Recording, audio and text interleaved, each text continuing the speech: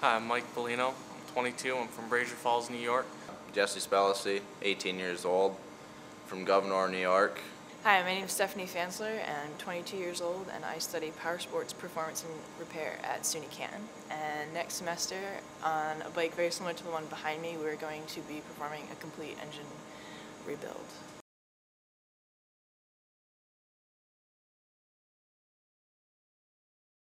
Well, the first time I saw it was incredible because at the start of the semester he had them kind of sitting by the front door, so it was the first thing that you saw when you came in. And we also have the newer vehicles in the shop here, and you set them side by side and you're like, wow, one of these had to come first, and the one that came first, it looks like it has a lot less parts, but it's big and clunky, and you have to appreciate it because you couldn't have the first one without the one that's sitting next to it. I mean, most motorcycles today have like fuel injection, a lot of different sensors and stuff like that are involved with them. It's pretty amazing that something like that could come out in 1915 and run really well even to date when people put the time into them.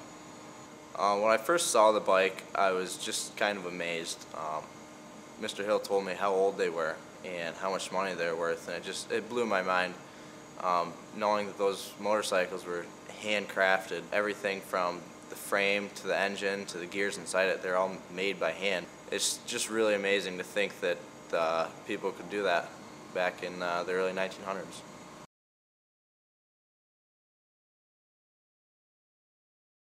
I've always been interested in motorcycles, and then when I saw the older bikes, it caught my attention, but I didn't really think that much of it. And then the first time I heard that bike run, it was just really cool to see something that old run for the first time.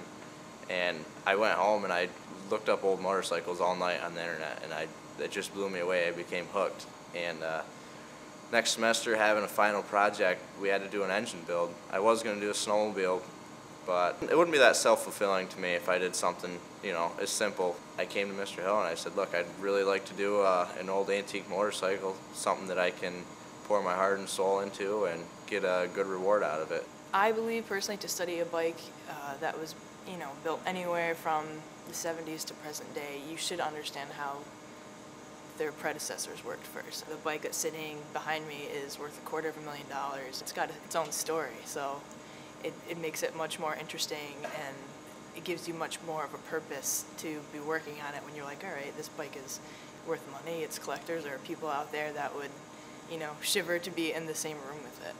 I just happened to see them when I came here, thought they were really neat, the way they looked, the way they ran. Started talking to my teacher, Mark Hill, a little further about them, and I like the way they are.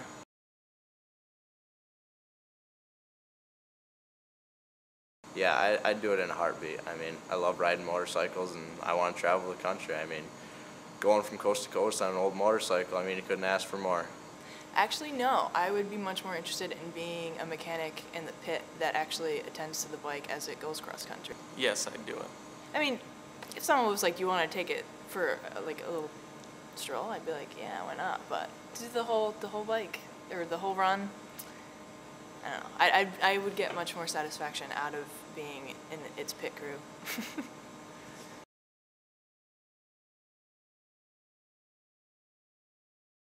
Yeah, I think I could. Yeah, I'm pretty confident I could make the whole trip. I was raised on two wheels, and that's where I feel very comfortable on two wheels. I think, no problem, I could do it.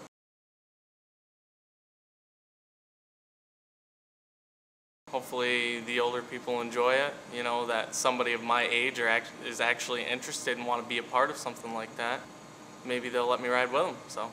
And I'm sure there'd be people pulling for me being the young gun, but then there'd be the old guys that hate me because, I mean, I'd hate to say it, but I think I could go out there and show some of them old dudes up, give them a run for their money.